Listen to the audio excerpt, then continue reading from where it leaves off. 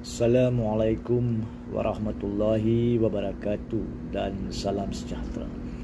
Hari ini adalah hari Isnin 21 hari bulan April 2025. Pada hari ini secara khusus saya perlu membuat rakaman video ini bagi tujuan memperjelaskan satu isu yang baru-baru ini berbangkit di atas isu lain berhubung dengan cadangan Yang Ma'arif Tun Tengku Maimun seperti yang terkandung di peringgan 37 ucapan beliau di konvensyen di Malta pada 8 April 2025. Isu yang berbangkit kini adalah gesaan beberapa pihak bahawa kononnya lantikan Tun Tengku Maimun sebagai Ketua Hakim Negara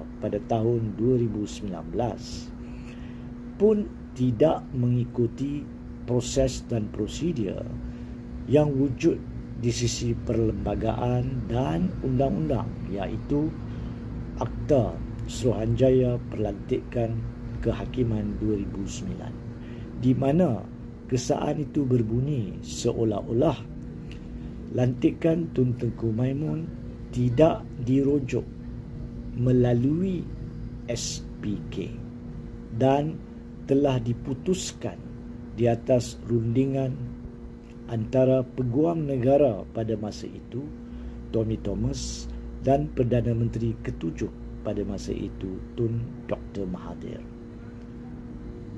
Gesaan ini malangnya telah sampai ke satu tahap di mana telah dirujuk juga oleh mantan Ketua Hakim Negara terdahulu yang saya amat hormati, Tun Abdul Hamid Mohamad, di mana di dalam satu artikel kenyataan beliau pada 20 April 2025 seperti yang dilaporkan oleh Berita Harian juga memetik perkara tersebut.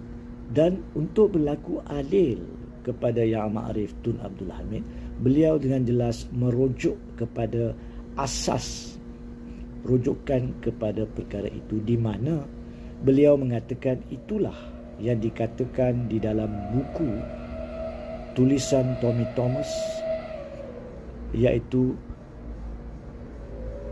Memoir Wilderness Injustice, yang telah tercetak pada 30 Januari 2022. Pada hakikatnya, yang saya amat pentingkan dan saya yakin semua yang terlibat dalam bidang kehakiman, bidang perundangan, sama ada pengamal undang-undang dan para akademik, pentingkan adalah fakta. Hakikatnya adalah kandungan buku Tommy Thomas tersebut telah pun dijadikan asas untuk penelitian dan pencarian fakta, fact finding, melalui penubuhan pasukan petugas khas yang ditubuhkan pada 8 hari bulan Oktober 2021 di bawah teraju Perdana Menteri ke-9, iaitu Datuk Ismail Sabri. Dan selepas pasukan petugas khas itu selesai menyiasat dan meneliti aduan-aduan, aligasi-aligasi, gesaan-gesaan dalam buku tersebut yang disedaraikan sebanyak 19 isu, maka mereka telah menyediakan satu laporan. Dan laporan itu secara khusus ada menyentuh muka surat 342 buku Wilderness Injustice, memoir Tommy Thomas tersebut, yang kononnya mengatakan bahawa pelantikan Yang Ma'arif Tun Tengku Maimun adalah melalui rundingan antara Tommy Thomas dan Perdana Menteri ketujuh Tun Dr. Mahathir. Dalam laporan pasukan petugas khas secara khusus di muka surat 28 dan 29, iaitu secara lebih khusus di perenggan 2.1.1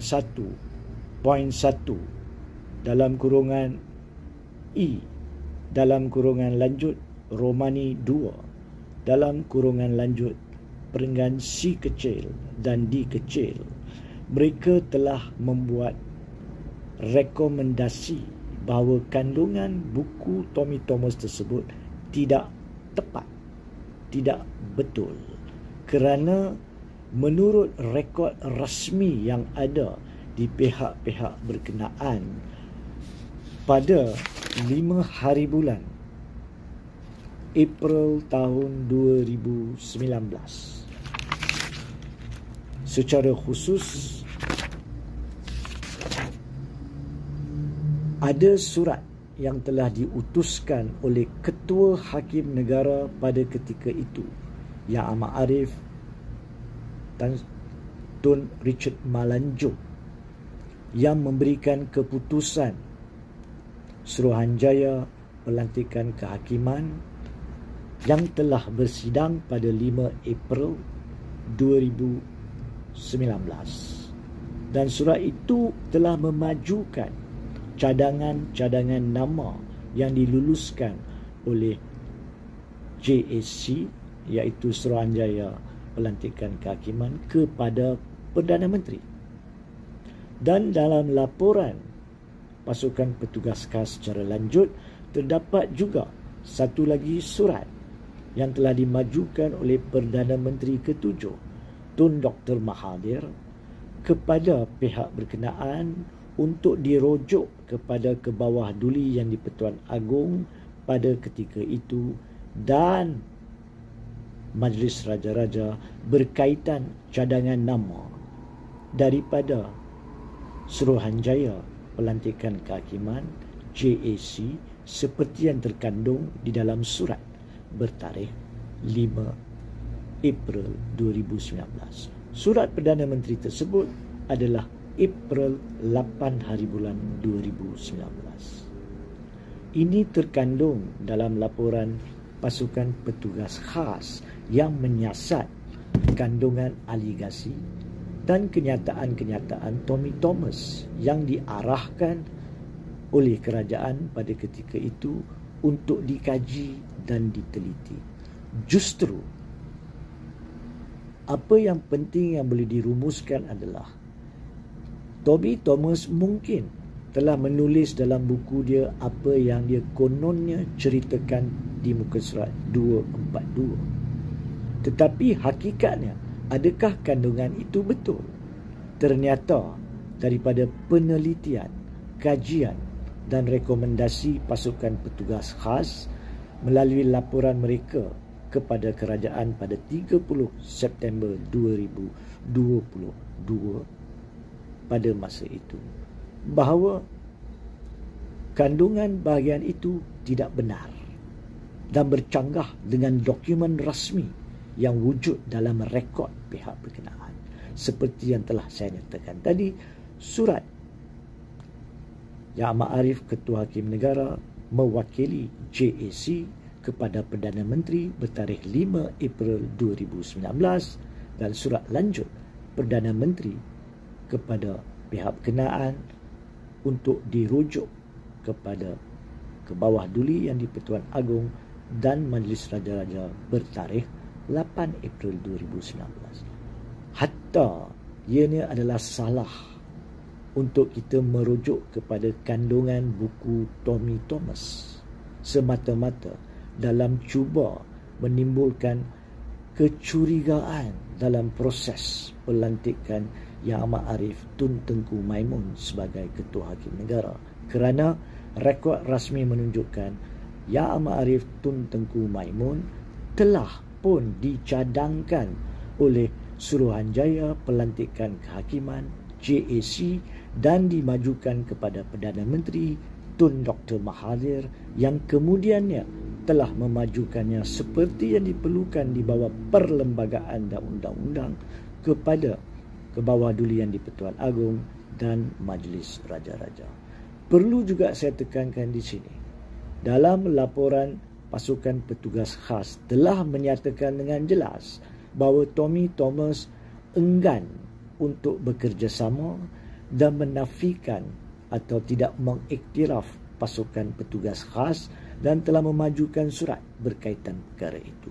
Justru, kenapa beliau menulis kandungan yang tidak betul? Apakah asas beliau menceritakan perkara yang tidak benar? Cuma Tommy Thomas wajar dan wajib menjawab, supaya tidak ada penafian fakta hakikat berkaitan pelantikan Ketua Hakim Negara Tun Tengku Maimun.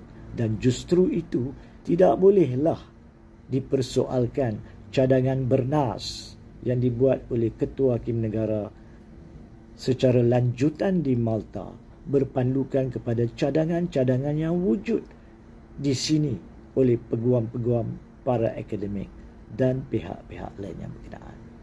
Saya harap penjelasan ini dapat meletakkan fakta dan hakikat yang sebenar berkaitan isu ini dan tidak akan menimbulkan mana-mana persoalan berpandukan kepada dakwaan palsu dan tidak lengkap. Sekian.